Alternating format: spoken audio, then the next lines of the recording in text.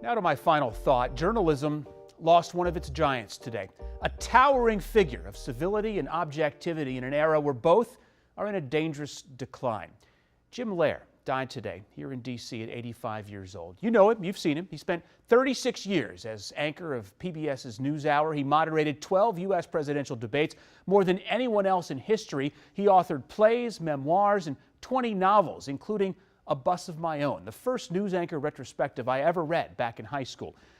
Lehrer retired from PBS in 2011, and his exit metaphorically paralleled the slow and painful egress of objectivity from the news programs you watch every day. The rise of the Maddow's and Hannity's have sidelined the Cronkites and Murrows. They're still there, but commentary and critique is what's popular, and fair reporting is often passed off as fake news if the facts hurt someone whose politics you agree with. No, Lehrer wasn't as popular as his peers, Brokaw, Jennings, and Rather, but he brought unquestioned neutrality and an in-depth style of reporting that made you smarter and let you draw your own conclusions. If someone wants to be entertained, they ought to go to the circus, Lehrer said after critics complained he didn't go hard enough during one of the 1988 presidential debates. News shouldn't be a circus. Thank you, Jim Lehrer, for reminding us of that.